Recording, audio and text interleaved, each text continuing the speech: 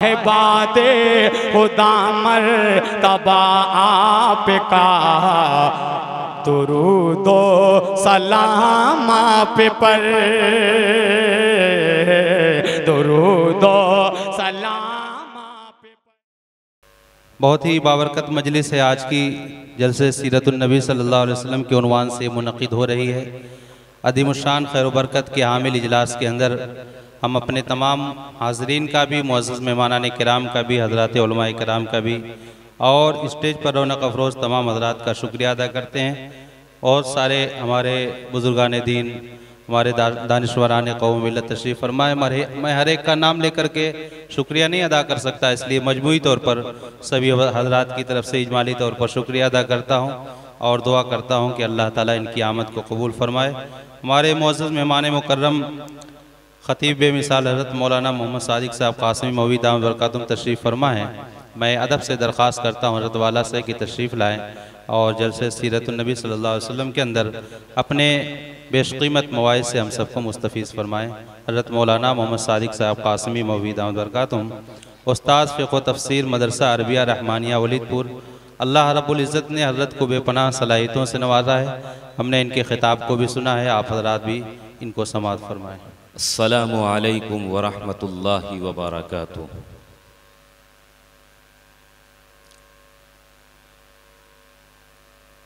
الحمد للہ وکفا وسلام علی عبادہ الذین اصطفى، اما بعد فاعوذ باللہ من الشیطان الرجیم، بسم اللہ الرحمن الرحیم۔ لقد كان لكم في رسول الله أسوة حسنة لمن كان يرجو الله واليوم الآخر وذكر الله كثيرا۔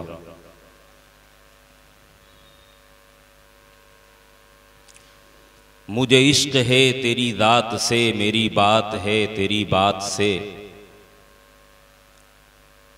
مجھے عشق ہے تیری ذات سے،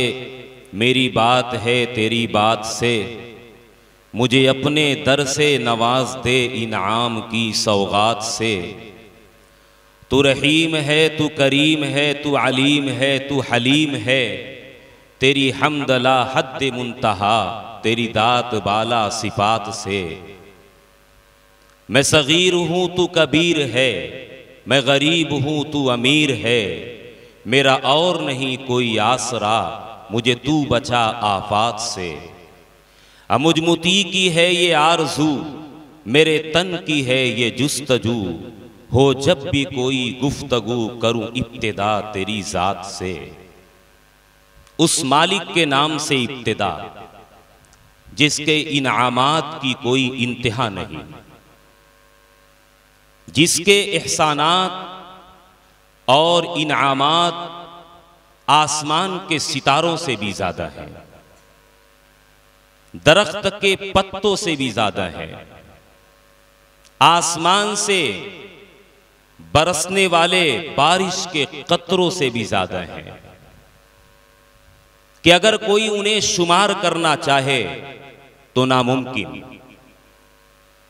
وَإِن تَعُدُّوا نِعْمَةَ اللَّهِ لَا تُحْصُوهَا، کہ اللہ کی نعمتوں کو شمار کرنا ناممکن ہے، چاہے کہ اس کے انعامات کی شکر گزاری کی جائے۔ لیکن ان تمام انعامات میں، ان تمام احسانات میں جو سب سے بڑا انعام ہے،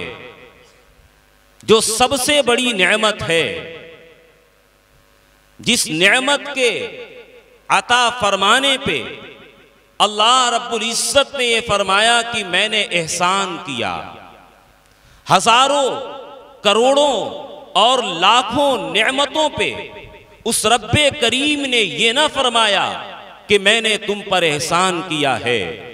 لیکن جب اس نے اپنے خزانے کی سب سے قیمتی نعمت، سب سے عظیم تحفہ عطا فرمانے کا ارادہ کیا تو فرماتا ہے کہ میں نے احسان کیا ہے۔ پوری کائنات پہ احسان ہے، انسانیت پہ احسان ہے، اور خاص طور سے اہل ایمان پر احسان ہے۔ فرمایا لقد من اللہ علی المؤمنین اذ بعث فیہم رسولا من انفسہم یتلو علیہم آیاتہ ویزکیہم ویعلمہم الکتاب والحکمہ وَإِن كَانُوا مِن قَبْلُ لَفِي ضَلَالٍ مُبِينٍ۔ وہ نعمت کون ہے، وہ انعام کیا ہے جس نعمت کو سب سے عظیم نعمت کہا گیا، جس انعام کو سب سے بڑا انعام کہا گیا، جس کے اوپر اللہ رب العزت یہ فرماتا ہے کہ میں نے احسان کیا ہے کہ ایسا عظیم تحفہ انسانیت کو عطا فرمایا، ایسی عظیم نعمت مسلمانوں کو عطا فرمایا۔ وہ عظیم نعمت کیا ہے؟ اذ بعث فیہم رسولا من انفسہم، کہ اللہ تبارک و تعالی نے انسانیت میں سے، انسانوں میں اور عرب کے اس علاقے میں، عرب کے اس خطے میں، قریش کی ایک شاخ میں، بنو ہاشم کے اندر ایک ایسا چشم و چراغ عطا فرمایا ہے، ایک عظیم رسول عطا فرمایا ہے جسے اللہ رب العزت یہ فرماتا ہے کہ یہ سب سے بڑی نعمت اور سب سے بڑا انعام ہے اس پوری کائنات کا، اس لیے کہ اسی کے صدقے طفیل اس پورے عالم کو سجایا گیا، جس کے بارے میں لولا کا لما خلقت الافلاق کا اعلان کیا گیا، اور جس کے بارے میں یہ کہا گیا کہ اگر وہ ذات نہ ہوتی تو یہ نور سیاروں میں نہ ہوتے، اور یہ روشنی اور یہ خوشبو یہ بہاروں میں نہ ہوتی۔ وہ کیا ہے؟ وہ ہم سب کے آقا و مولا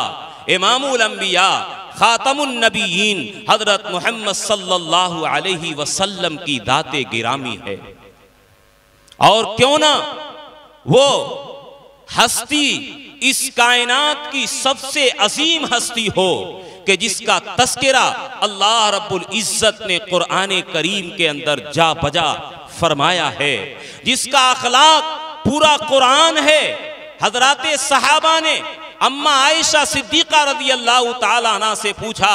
کہ حضور کا اخلاق کیسا تھا؟ فرمایا کان خلقہ القرآن۔ اے لوگو، اگر تمہیں اپنے نبی کا اخلاق دیکھنا ہو تو تم قرآن اٹھا کر کے دیکھو، جو قرآن میں لکھا ہوا تمہیں ملے گا وہ نبی کی زندگی کے اندر چلتا پھرتا، اٹھتا بیٹھتا، بولتا ہنستا مسکراتا، ہر حال کے اندر وہ نبی پاک صلی اللہ علیہ وسلم کا اخلاق ہے جو اللہ تبارک و تعالی نے قرآن کے 30 پاروں میں ذکر فرمایا ہے۔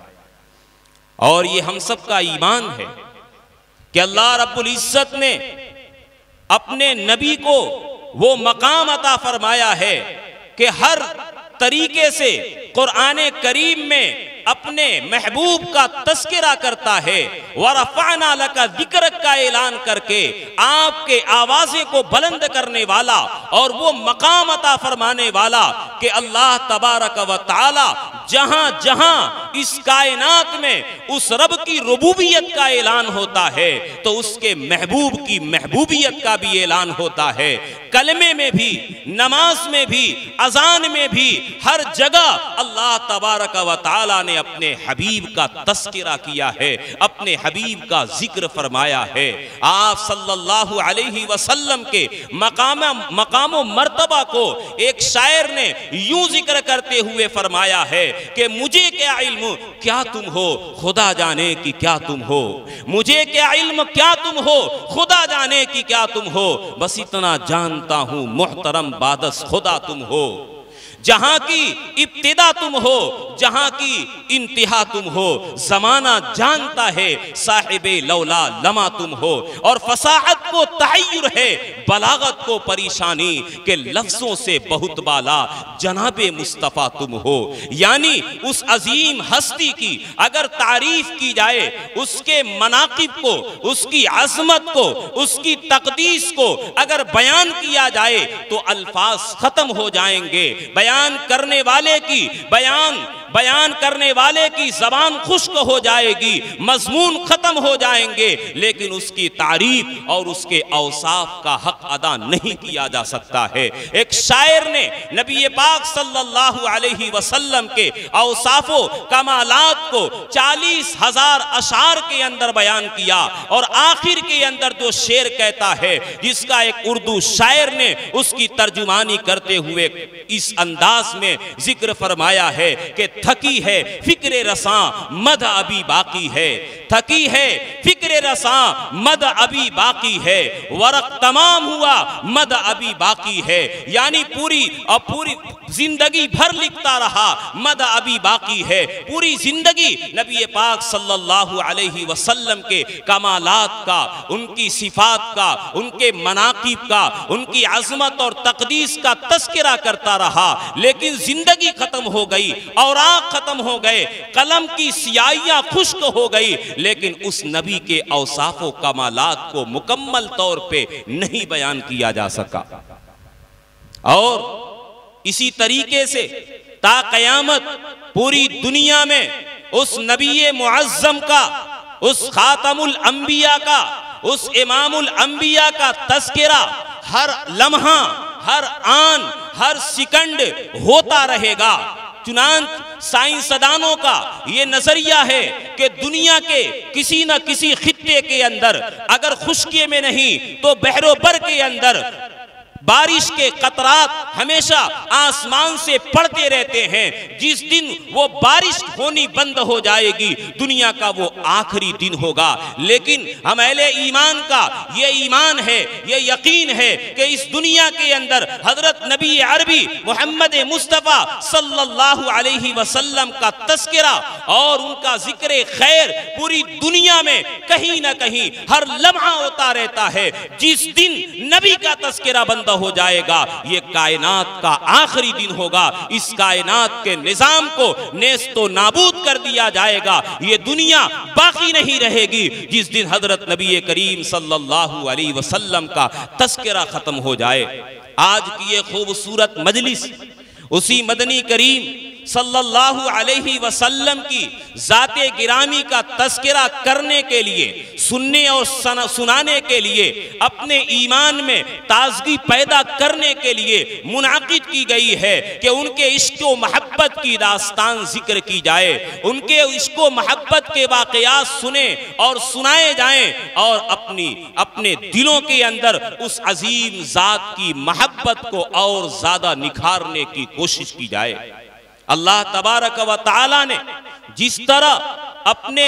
قرآن کی حفاظت کا وعدہ کیا ہے، اِنَّا نَحْنُ نَزَّلْنَا الذِّكْرَ وَإِنَّا لَهُ لَحَافِظُونَ کے اندر، کہ یہ قرآن تا قیامت اسی طریقے سے باقی رہے گا۔ قرآن کو اگر کوئی بدلنا چاہے، قرآن کو اگر کوئی تبدیل کرنا چاہے، قرآن کو اگر کوئی مٹانا چاہے تو وہ خود مٹ جائے گا، لیکن قرآن کو مٹا نہیں سکتا ہے۔ کیوں؟ اس لیے کہ ہے قول خدا، ارشاد نبی، فرمان نہ بدلا جائے گا، بدلے گا زمانہ لاکھ مگر قرآن نہ بدلا جائے گا۔ جس طرح قرآن کا محافظ اللہ تبارک و تعالی ہے، اسی طرح ہمارا ایمان ہے کہ حضرت نبی کریم صلی اللہ علیہ وسلم کی شان کی حفاظت کرنے والا بھی، آپ کی عظمت، آپ کے تقدس کی حفاظت کرنے والا بھی، آپ کی رفعت و بلندی کی حفاظت کرنے والا بھی وہی رب العالمین ہے جو قرآن کی حفاظت کر رہا ہے،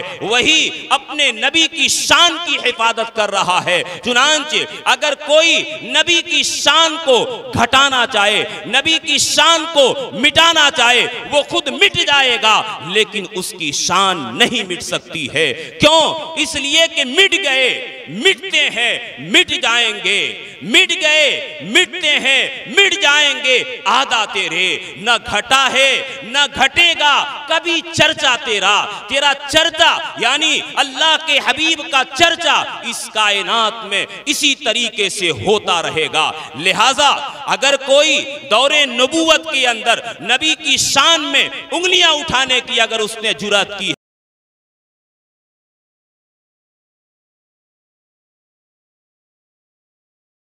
اور کسی نے اگر تانو تشنی کرنے کی کوشش کی ہے تو اللہ تبارک و تعالی نے انہیں صفحے ہستی سے مٹا دیا، ان کا وجود ختم ہو گیا۔ ایسے ناپاک وجود کو اس کائنات سے پاک اور صاف کر دیا گیا ہے۔ کہنے والوں نے یہ بھی کہا کہ اس نبی کی فکر چھوڑ دو، اس لیے کہ ان کی کوئی نرینہ اولاد زندہ نہیں رہتی ہے، جب تک یہ ہے تب تک ان کا دین ہے اور تب تک ان کے ماننے والے ہیں، یہ ختم تو ان کا دین ختم ہو جائے گا۔ لیکن دنیا نے دیکھا کہ اللہ تبارک و تعالیٰ نے ان کہنے والوں کو اور ان کے دشمنوں کو اللہ تبارک و تعالیٰ نے کہہ دیا کہ ان شانیہ کا هو الابتر، کہ تیرے دشمن خود ختم ہو جائیں گے، ناپید ہو جائیں گے، نام و نشان ان کا مٹ جائے گا، اور مٹ گیا ان کہنے والوں کا۔ لیکن نبی کا تذکرہ آج بھی اسی آب و تاب کے ساتھ ہو رہا ہے،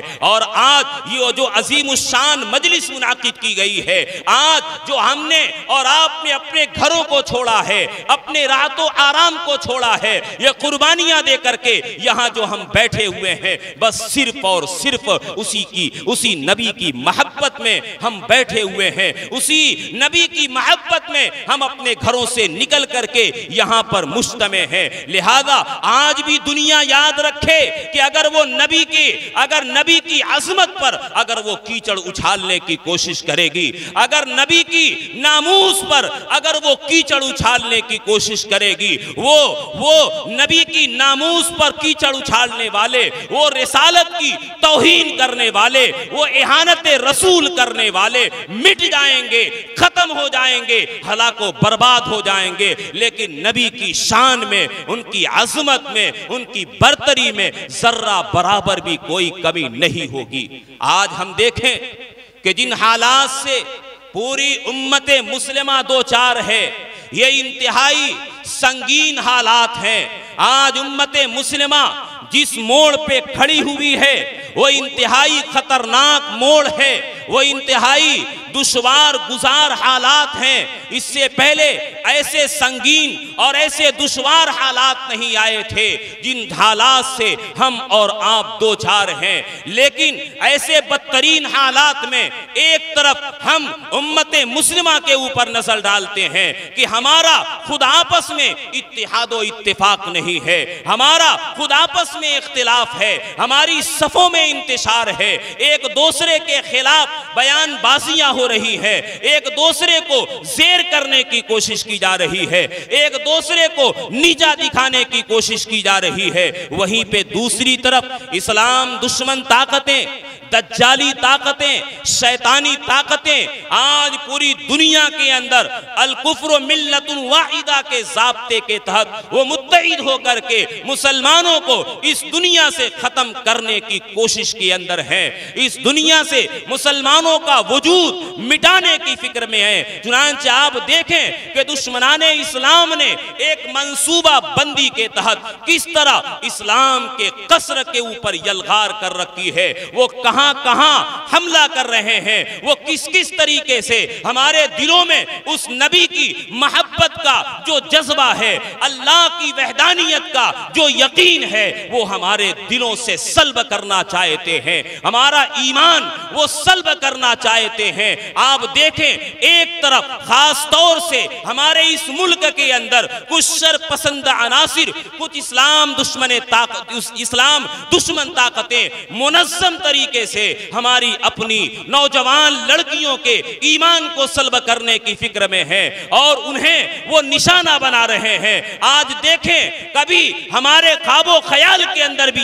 یہ نہیں تھا کہ کوئی اسلام کا نام لیوا، کوئی لا الہ الا اللہ محمد رسول اللہ کا پڑھنے والا وہ کبھی اسلام سے برگشتہ ہو سکتا ہے۔ ہم نے سوچا نہ تھا، ہمارے ذہن و خیال میں اس کا تصور تک نہ تھا کہ کوئی نوجوان لڑکی ایمان کو سلام کر بیٹھے گزرے گی، ایمان سے خیر باد ہو جائے گی، اس کا تصور تک نہ تھا۔ لیکن آج کون ایسا صوبہ بچا ہوا ہے، کون ایسا ضلع بچا ہوا ہے، کون ایسا قصبہ بچا ہوا ہے جہاں ایسے حالات ہمیں اور آپ کو دیکھنے کو نہیں ملتے، ایسی خبریں ہمیں سننے کو نہیں ملتی۔ آئے دن اس طریقے کے واقعات ہمارے سامنے آتے ہیں۔ ہماری نوجوان لڑکیاں غیروں کے ہاتھ میں اپنا ہاتھ دے کر کے اپنا ایمان برباد کر بیٹھتی ہے اور پورے امت مسلمہ کو ذلیل کرنے کے در پہ ہے۔ آپ یہ نہ سمجھیں کہ یہ کوئی اچانک ایسا واقعہ پیش آ گیا۔ اگر ہمارے گھروں سے،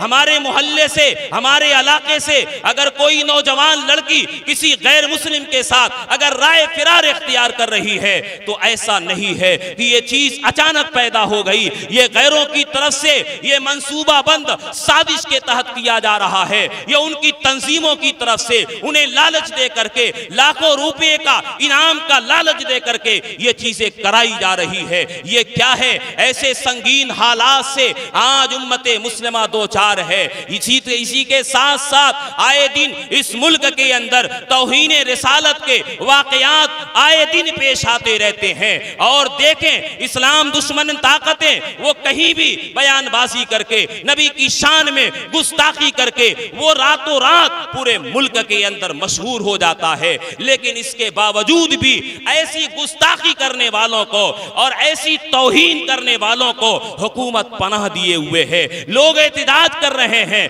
لوگ اپنے نبی کی عظمت کی اور محبت کا جذبہ جو ان کے دلوں میں تڑپ رہا ہے، جو انہیں ٹھیس پہنچی ہے، اگر اس کا اظہار کرتے ہیں تو انہیں نشانہ بنایا جاتا ہے، ان پہ تشدد کیا جا رہا ہے، ان کے گھروں کو بلڈوز کر دیا جا رہا ہے، ان پہ مختلف قسم کے مقدمات عائد کر کے انہیں جیل کی سلاخوں میں بند کیا جا رہا ہے۔ یہیں پہ بس نہیں میرے بھائیوں مسلمانوں، آج حالات ہمارے ملک کے ایسے بد سے بدتر ہو چکے ہیں کہ وہ اس طریقے سے ہماری ساری چیزوں کو اپنے قبضے میں لینا چاہتے ہیں اور ہمیں اس طریقے سے بے یار و مددگار کرنا چاہتے ہیں۔ آج دیکھیں ابھی پورے ملک کے اندر وقف کا معاملہ زوروں کے اوپر ہے۔ یہ کیا ہے؟ وہ اسلامی اوقاف کو، وہ مدارس کو، وہ مساجد کو، وہ مقابر کو، وہ عیدگاہوں کو اپنے قبضے میں لینا چاہتے ہیں اور ناجائز تسلط اس کے اوپر قبضہ کرنا چاہتے ہیں۔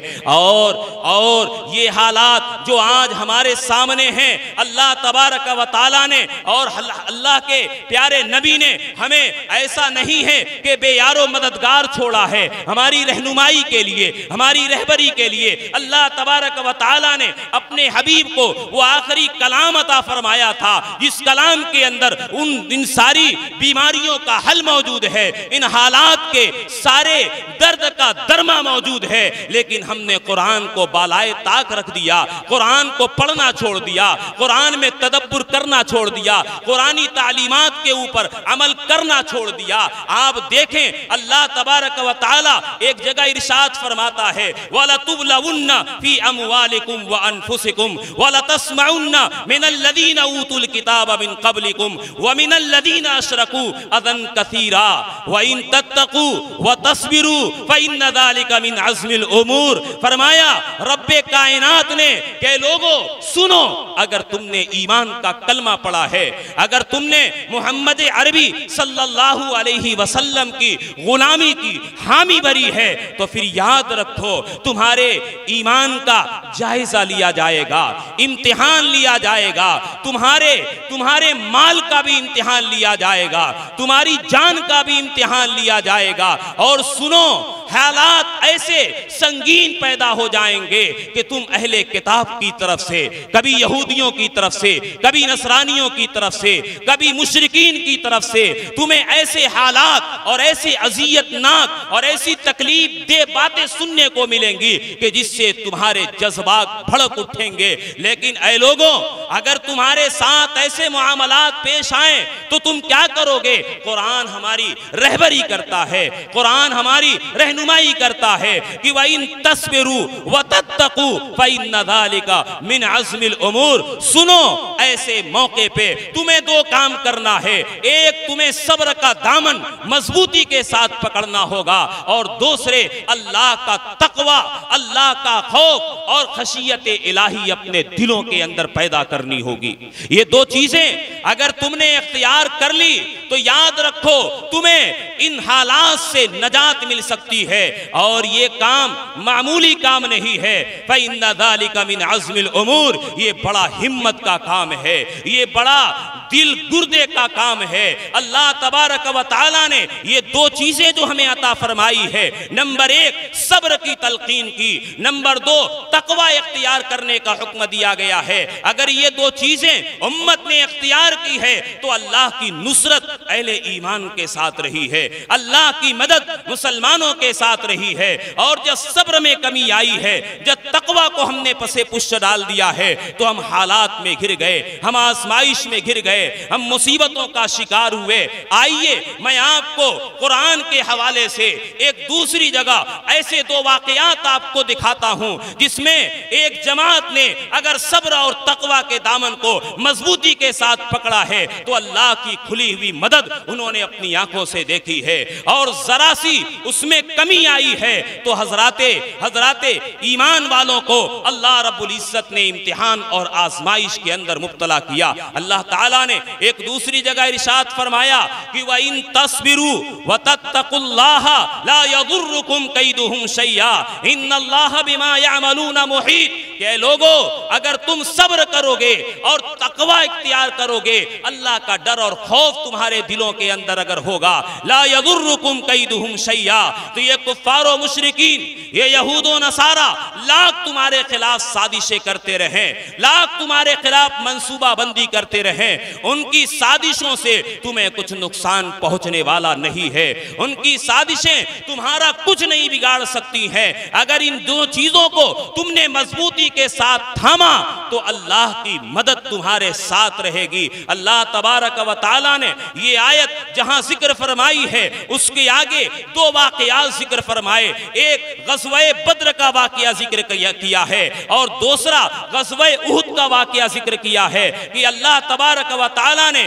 اس آیت کے بعد ان دونوں واقعوں کو ذکر کر کے اشارہ کیا اس بات کی طرف کہ لوگو، اگر تمہارے اندر یہ دو چیزیں مضبوط اگر جم جائیں گی، مضبوطی کے ساتھ اگر تم اس کے اوپر عمل پیرا رہو گے، وہی مدد جو اللہ نے بدر میں حضرات صحابہ کی تھی، وہی مدد تمہاری بھی ہو سکتی ہے۔ آپ دیکھیں بدر میں کیا ہوا تھا۔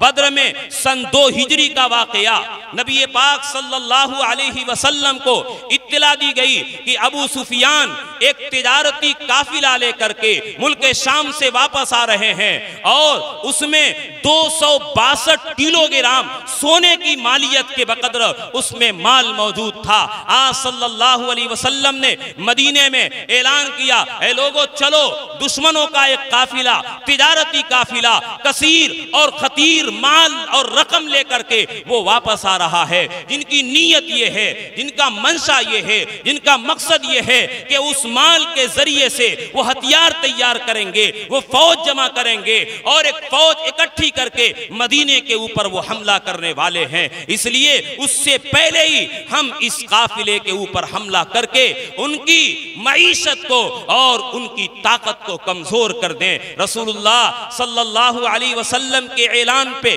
صحابہ کی ایک مختصر سی جماعت تیار ہوئی، 313 حضرات صحابہ مدینے سے نکل پڑے، اور راستے میں جب مقام صفرہ پہ پہنچتے ہیں، نبی پاک صلی اللہ علیہ وسلم کے جاسوسوں نے یہ اطلاع دی کہ اے نبی، آپ جس قافلے کے لیے روانہ ہوئے ہیں اور جس تجارتی قافلے کے تعاقب میں نکلے ہوئے ہیں، اس قافلے والوں نے مدینے میں خبر بھیج دی، مکے میں خبر بھیج دی ہے، اور مکے میں کوئی فرد ایسا نہیں تھا جس کا مال اس کے اندر نہ لگا ہو، جس کا سرمایہ اس کے اندر نہ لگا ہو۔ اس کا نتیجہ یہ ہوا کہ مدینے میں ایک ہلچل پیدا ہو گئی، اور ابو جہل ملعون 1 1000 کا لشکر جرار لے کر کے مدینے کے اوپر چڑھائی کرنے کے لیے نکل پڑا ہے۔ جب یہ حالات نبی پاک صلی اللہ علیہ وسلم کو معلوم ہوئے تو آپ نے حضرات صحابہ کو جمع کیا، اکٹھا کیا، پوچھا اے لوگو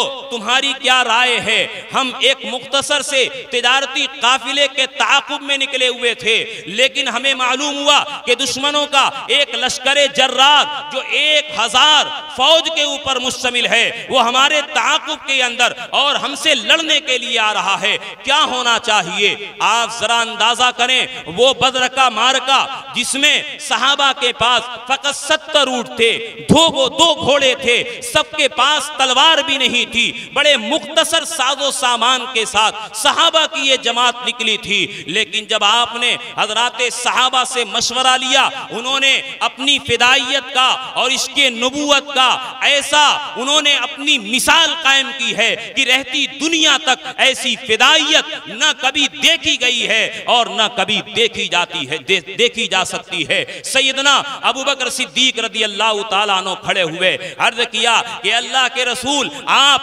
چلتے رہیں، ہم آپ کے ساتھ ہیں۔ حضرت عمر ابن خطاب کھڑے ہوئے، انہوں نے بھی حمایت کی۔ ایک تیسرے صحابی حضرت مقداد ابن اسود رضی اللہ تعالیٰ عنہ کھڑے ہوئے اور کہا اے اللہ کے رسول آپ اللہ کے حکم اور اس کی مشیت کے اوپر آپ آگے بڑھتے رہیں، ہم آپ کے ساتھ ہیں، ہم وہ نہیں کہیں گے جو بنی اسرائیل نے حضرت موسیٰ علیہ السلام سے کہا تھا اذهب انت وربك فقاتلا انا هاهنا قاعدون، کہ آپ جائیں اور آپ کا رب جائے دشمنوں سے مقابلہ کرے، قتال کرے، جہاد کرے، ہم نہیں جائیں گے۔ وہ بات بنی اسرائیل نے کہی تھی، یہ بات ہم نہیں کہیں گے، بلکہ ہم تو یہ کہتے ہیں اذهب انت وربك فقاتلا انا معكم، اے اللہ کے رسول آپ چلیں، آپ کا رب چلے، ہم بھی آپ کے ساتھ ہیں۔ اور فرمایا ہم آپ کے آگے سے لڑیں گے، پیچھے سے لڑیں گے، دائیں سے لڑیں گے، بائیں سے لڑیں گے، ہر 4 جانب سے آپ کے اوپر اپنی جان کو نچھاور کرتے رہیں گے۔ صحابی کہتے ہیں رسول اللہ صلی اللہ علیہ وسلم کا چہرے انور فرت مسرت سے جھوم اٹھا، لیکن اس کے باوجود بھی آپ نے حضرات صحابہ سے کہا اشیرو علیہ، اشیرو علیہ، اے لوگو مجھے مشورہ دو، اے لوگو رائے دو، کیا ہونا چاہیے؟ حضرت سعد بن معاذ رضی اللہ تعالیٰ عنہ سمجھ گئے کہ شاید اشارہ انصار مدینہ کی طرف ہے۔ حضرت سعد بن معاذ کھڑے ہوئے اور عرض کیا یا رسول اللہ شاید اشارہ ہماری طرف ہے، کیوں؟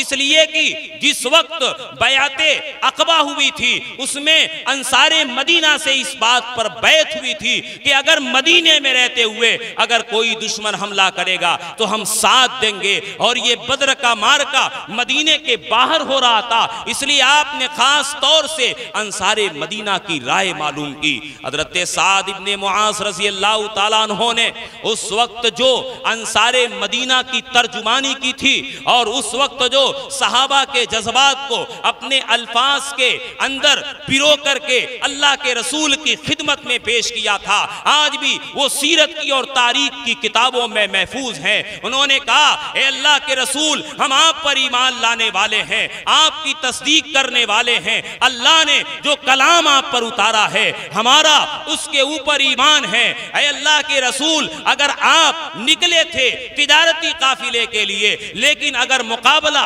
ایک لشکر جرار سے ہو رہا ہے تو کوئی بات نہیں، آپ چلتے رہیں، آپ جس سے چاہیں دشمنی کریں، آپ جس سے چاہیں دوستی کا ہاتھ بڑھائیں، آپ جس سے چاہیں صلح کریں، آپ جس سے چاہیں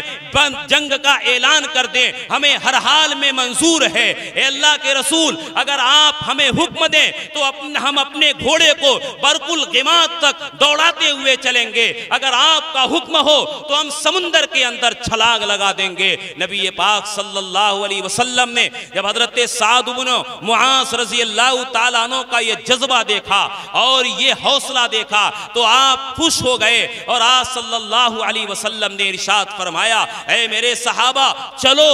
چلو اللہ تبارک و تعالی نے تمہارے لیے مدد کا وعدہ کیا ہے۔ چنانچہ وہ صحابہ بے یار و مددگاری کے عالم میں، بے سر و سامانی کے عالم میں بدر کے میدان میں پہنچتے ہیں۔ کفار پہلے سے وہ وہاں پر موجود ہوا کرتے ہیں۔ مسلمانوں کو جو جگہ ملی تھی جنگی اعتبار سے زیادہ موضوع اور مناسب نہیں تھی، لیکن کیا ہوا، تاریخ نے اس واقعات کو لکھا ہے، دنیا نے اپنی آنکھوں سے دیکھا ہے کہ بے سر و سامانی کے عالم میں حضرات صحابہ نے جب اللہ کے اوپر یقین کیا تھا اور صبر کا دامن مضبوطی کے ساتھ تھام رکھا تھا، سوائے اللہ رب العزت کے کسی اور کا ڈر اور خوف ان کے دلوں کے اندر نہیں تھا، میدان میں وہ ڈٹے رہے اور اللہ کے رسول صلی اللہ علیہ وسلم نے دعا فرمائی، اللہم انجزنی ما وعدتنی، اے میرے پروردگار آپ نے جو مجھ سے مدد کا وعدہ کیا ہے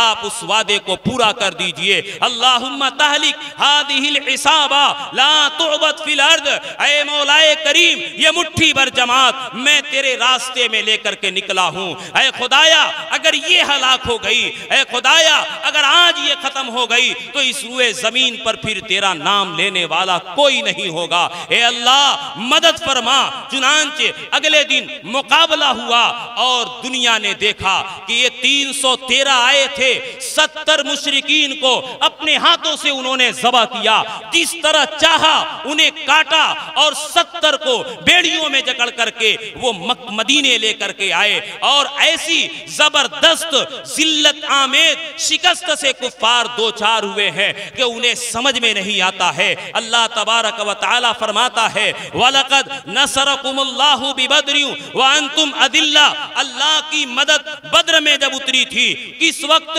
جبکہ تم کمزور تھے، تمہاری تعداد کم تھی، ہتھیار بھی نہیں تھا، ساز و سامان نہیں تھا، لیکن تمہارے اندر صبر تھا، تمہارے اندر تقوی تھا، اس لیے اللہ رب العزت کی ایسی مدد آئی کہ فرشتے 1000 3000 5000 کی تعداد میں یکے بعد دیگرے اترتے رہے۔ لیکن اسی کے مقابلے میں آپ غزوہ احد کے حالات دیکھیں کہ جہاں پہ دشمنوں کی طرف سے 3000 کا لشکر ہے جو بدر کا انتقام لینے کے لیے آئے ہوئے ہیں، ابو سفیان کی کارکردگی کے اندر اور اس کی عمارت کے اندر سن 3 ہجری شوال کا مہینہ ہے، 7 تاریخ کو احد کے میدان میں دونوں لشکر آمنے سامنے ہوتے ہیں۔ نبی پاک صلی اللہ علیہ وسلم نے حضرات صحابہ کو منظم کیا، ان کی صف بندی کی، اور ایک پہاڑی گھاٹی کے اوپر جسے جبل الرمات کہا جاتا ہے 50 تیر اندازوں کو عبداللہ ابن جبیر رضی اللہ تعالیٰ عنہ کی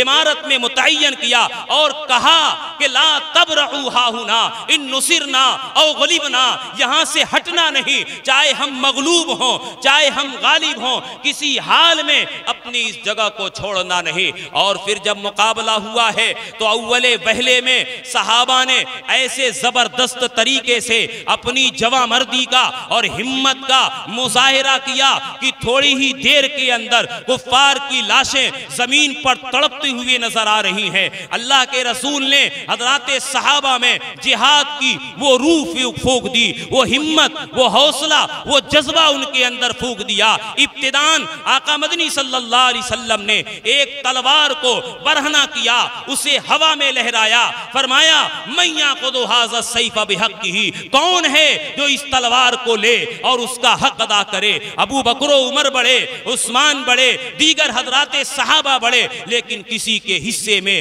یہ فضیلت نہیں آئی۔ ایک صحابی حضرت ابو دجانہ رضی اللہ تعالیٰ عنہ بڑے، عرض کیا اے اللہ کے رسول اس تلوار کا حق کیا ہے؟ اللہ کے رسول صلی اللہ علیہ وسلم نے فرمایا اس تلوار کا حق ہے کہ دشمنوں کو اس سے مارا جائے اور اتنا اس کے ذریعے وار کیا جائے کہ یہ خم ہو جائے، یہ ٹیڑھی ہو جائے۔ اس تلوار کا حق یہ ہے کہ یہ دشمنوں پہ چلے، دوستوں پہ نہ چلے۔ تو حضرت ابو دجانہ رضی اللہ تعالیٰ عنہ نے اپنا ایک سرخ رومال نکالا، جس کی پگڑی باندھی اور نکلے میدان کے اندر یہ کہتے ہوئے کہ انا الذی عاہدنی خلیلی، انا الذی عاہدنی خلیلی نعن بالصفحی لدن نخیلی اللہ اقوم الدہر فی القیولی اللہ اقوم الدہر فی القیولی اضرب بسیف اللہ والرسولی۔ اے لوگو میں وہ ہوں جس سے میرے خلیل حضرت محمد صلی اللہ علیہ وسلم نے معاہدہ کیا ہے، عہد و پیمان کیا ہے۔ کیا عہد و پیمان کیا ہے؟ کہاں کیا ہے؟ اس کھجور، اس نخلستان کے اندر، اس پہاڑ کے دامن کے اندر مجھ سے یہ عہد و پیمان ہوا کہ میں کبھی دشمنوں سے مقابلہ کرتے ہوئے پیچھے کی صف میں نہ کھڑا رہوں بلکہ ہمیشہ آگے رہوں۔ اضرب بسیف اللہ والرسولی، اور اس تلوار سے جو اللہ کی تلوار ہے، جو رسول اللہ کی تلوار ہے، دشمنوں کی گردنوں کو اڑاتا رہوں۔ چنانچہ صحابہ کہتے ہیں حضرت ابو دجانہ رضی اللہ تعالیٰ عنہ دشمنوں کا رخ کرتے ہیں اور جس طرف سے گزرتے ہیں لاشوں کا ڈھیر بچھاتے ہوئے آگے بڑھتے چلے جاتے ہیں، حتیٰ کہ آپ آگے بڑھتے بڑھتے ایک عورت جس کا نام ہندہ ہے جو دشمنوں کی طرف سے آئی تھی لڑنے کے لیے، اس کے پاس پہنچتے ہیں۔ حضرت ابو دجانہ نے تلوار سوت لی اور قریب تھا کہ اس کا کام تمام کر دیتے، لیکن فوراً رک گئے اور کہا نہیں، یہ نہیں ہو سکتا، یہ اللہ کے رسول صلی اللہ علیہ وسلم کی تلوار ہے، اس تلوار کو کسی عورت کے اوپر نہیں اٹھایا جائے گا، اس تلوار سے کسی عورت کا خون نہیں بہایا جائے گا۔ تو ابو دجانہ رضی اللہ تعالیٰ عنہ نے ایسی ہمت اور ایسے جمع مردی کا مظاہرہ کیا ہے کہ دشمن تھوڑی دیر کے اندر میدان چھوڑ کر کے ہٹ جاتے ہیں۔ لیکن کیا ہوا؟ حضرات صحابہ کی ایک ادنا سی چوک تھی، ایک ادنا سی غلطی تھی، جس کو میں نے کہا وہ صبر کی کمی، وہ تقوی کی کمی، کہ وہ عبداللہ ابن جبیر رضی اللہ تعالیٰ عنہ کے ساتھ وہ 50 تیر انداز جو تھے، انہوں نے دیکھا کہ میدان تو سر کر لیا گیا، دشمن راہ فرار اختیار کر رہا ہے، دشمن میدان چھوڑ کر کے بھاگ رہا ہے، اور ہم یہاں پہ موجود ہیں، ہمیں موقع نہ ملا اپنی تلوار کو لہرانے کا، ہمیں موقع نہ ملا تیر چلانے کا۔ وہ بہادروں کی جماعت تھی، یہ دیکھ کر کے وہ ہٹ گئے اور میدان کے اندر آ گئے۔ نتیجہ یہ ہوا کہ 40 لوگوں نے اس مرکز کو چھوڑ دیا، تو خالد ابن ولید جو کفار کی طرف سے میمنہ کے کمانڈر تھے، وہ موقع دیکھ کر کے پیچھے سے انہوں نے حملہ کیا۔ آن کی آن میں وہ 10 صحابی جو ابھی موجود تھے، انہوں نے ان سے مقابلہ کیا اور مقابلہ کرتے کرتے جام شہادت نوش کر لیتے ہیں۔ اس کے بعد جنگ کا نقشہ پلٹ جاتا ہے، پاسا پلٹ جاتا ہے۔ ادھر سے خالد ابن ولید اور ان کے ساتھیوں نے مسلمانوں پہ حملہ کیا، ادھر سے کفار کا لشکر جو بھاگ رہا تھا وہ بھی رک جاتا ہے اور رک کر کے ادھر سے مسلمانوں پہ حملہ کرتا ہے۔ دونوں طرف سے مسلمان گر جاتے ہیں اور ایسا افراتفری کا، اضطراب کا، بے چینی کا عالم ہے کہ حالات بے قابو ہو گئے۔ نتیجہ یہ ہوا کہ صحابہ میں 3 جماعت ہو گئی۔ ایک جماعت وہ تھی جو میدان چھوڑ چکی تھی، دوسری جماعت وہ تھی جنہوں نے کہا کہ جس نبی کے لیے ہم نکلے تھے لڑنے کے لیے، جب وہ زندہ نہیں رہا اور جب وہ انتقال کر گیا ہے، شہید ہو گیا ہے، تو پھر اس زندگی، تو پھر زندہ رہنے کا کوئی فائدہ نہیں، وہ بھی لڑتے لڑتے جام شہادت نوش کر لیتے ہیں۔ اور ایک جماعت وہ تھی جو نبی پاک صلی اللہ علیہ وسلم کے ارد گرد جمع تھی، لیکن دشمنوں نے آقا مدنی صلی اللہ علیہ وسلم کو اپنے حصار میں لیا اور آپ پر حملہ کیا گیا پتھروں کا، تیر کا۔ نتیجہ یہ ہوا کہ اس نبی آخر الزمان صلی اللہ علیہ وسلم پہ جو اللہ کا محبوب ہے، جو امام الانبیاء ہے، جو خلاصہ کائنات ہے، اس کے رخسار خون آلود ہو گئے، پیشانی زخمی ہو گئی، دندان مبارک شہید ہو گئے، ان کے ہوٹے مبارک زخمی ہو گئے۔ وہ خود وہ لوہے کی ٹوپی جو آقا مدنی صلی اللہ علیہ وسلم نے پہن رکھی تھی، اس کی کڑیاں رخسار مبارک کے اندر دھس گئی، اور آپ کی زبان سے جب آپ کا چہرہ خون آلود تھا، لہو لہان تھا، آپ نے فرمایا وہ قوم کیسے فلاح پا سکتی ہے جس نے اپنے نبی کے چہرے کو خون آلود کر دیا ہے؟ لیکن آج صلی اللہ علیہ وسلم نے اس کے باوجود بھی ان دشمنوں کو بد دعا نہیں دی، بلکہ فرمایا اللہم اغفر لی لقومی فإنہم لا یعلمون، اے میرے مولا میری اس قوم کو تو معاف فرما دے، اس لیے کہ یہ ناواقف لوگ ہیں، نا انجان ہیں، وہ اپنے نبی کو نہیں جانتے ہیں، اس لیے یہ دشمنی کے اندر آئے ہوئے ہیں۔ خلاصہ کلام یہ ہے کہ آپ احد کے معرکے میں پوری تفصیل کو دیکھیں، حضرات صحابہ کو وہ جنگ حضرات صحابہ نے جیت لی تھی، فتح مل چکی تھی، میدان سر ہو چکا تھا، دشمن بھاگ چکا تھا، صحابہ جیتے جیتائے تھے، لیکن ایک معمولی سی غلطی تھی۔ حضرت نبی کریم صلی اللہ علیہ وسلم نے جس مقام پہ صحابہ کو بیٹھایا تھا انہوں نے وہ جگہ چھوڑ دی۔ نتیجہ یہ ہوا نبی کی موجودگی میں صحابہ کی جماعت ہے جو 700 کے قریب ہے، ادھر احد کا میدان ہے مدینے کے قریب میں، وہ جیتی جیتائی جنگ ایک نبی کی نافرمانی کی وجہ سے شکست کے اندر تبدیل ہو جاتی ہے۔ اے میرے بھائیوں، اے مسلمانوں، اے نبی سے عشق و محبت کرنے والوں، آج صورتحال یہ ہے دنیا میں ہم شکست کھائے ہوئے ہیں، پوری دنیا میں ہم مظلوم ہیں، پوری دنیا میں ہم ناکام ہیں، ہم جیتے نہیں ہیں بلکہ ہارے ہوئے ہیں کہ ہر چار جانب سے دشمن کی یلغار ہے مسلمانوں کے اوپر، دشمن کا حملہ ہے اسلام کے قصر کے اوپر، لیکن اس کے باوجود بھی آج دن بھر میں ایک نہیں دو نہیں سینکڑوں اس رسول کی نافرمانی ہمارے اپنے ہاتھوں سے ہو رہی ہے۔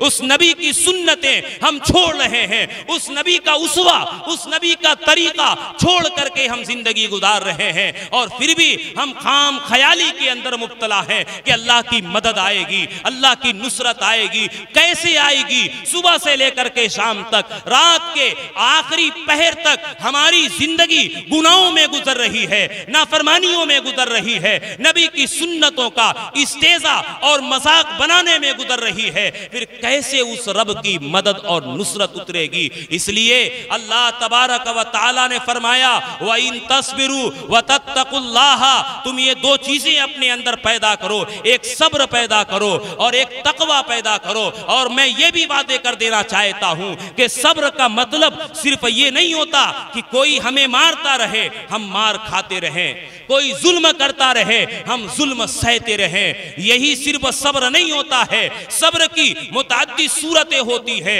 اس کو اگر میں اپنے الفاظ میں کہنا چاہوں تو یوں کہوں کہ ایک مکی صبر ہے، ایک مدنی صبر ہے، یعنی ایک مدینے میں صحابہ نے صبر کیا اور ایک مکے میں صبر کیا۔ مکے میں صبر یہ تھا کہ ظالموں نے ظلم کیا، ظالموں نے حضرات صحابہ کو کس طریقے سے اذیت ناک سزاؤں میں مبتلا کیا، لیکن انہوں نے تڑپ کر کے اپنی جان کا نذرانہ تو پیش کر دیا لیکن ایمان کا سودا نہ کیا۔ محمد عربی صلی اللہ علیہ وسلم کی غلامی کو انہوں نے نہ چھوڑا۔ یہ مکے کا صبر تھا، اور مدینے کا صبر یہ ہے کہ اللہ کے راستے میں نبی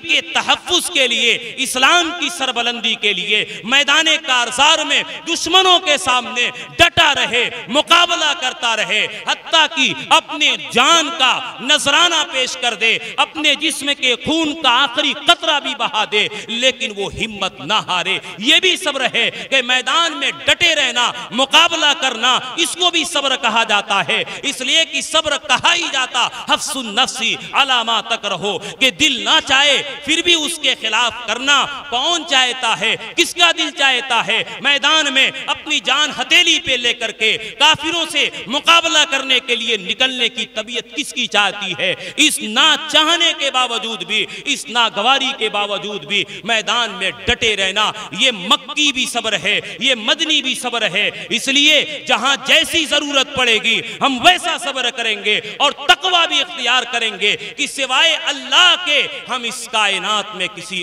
اور سے نہیں ڈر سکتے ہیں، کسی اور کا خوف ہمارے دلوں میں نہیں پیدا ہو سکتا ہے، صرف اور صرف اللہ کا خوف ہمیں اپنے دلوں میں پیدا کرنا ہے۔ جیسے جیسے حضرات صحابہ نے پیدا کیا ہے، اور یقیناً اگر یہ چیز ہم نے پیدا کی تو اللہ رب العزت فرماتا ہے لا یضرکم کیدہم شیئا۔ آج یہ کفار و مشرکین، اسلام دشمن طاقتیں جو ہمیں منصوبہ بندی کے ساتھ ختم کرنے کے در پہ ہیں، جو ہمیں نیست و نابود کرنے کے فراق میں ہیں، انشاءاللہ ان کی سازشیں ناکام ہوگی، ان کے منصوبے ناکام ہوں گے، اور اسلام کے ماننے والے اسی طریقے سے آب و تاب کے ساتھ، شان و شوکت کے ساتھ رہیں گے۔ اس لیے کہ اللہ کا اعلان ہے وَلِلَّهِ الْعِزَّةُ وَلِرَسُولِهِ وَلِلْمُؤْمِنِينَ۔ اس لیے میں جاتے جاتے آج کے اس سیرت النبی صلی اللہ علیہ وسلم کے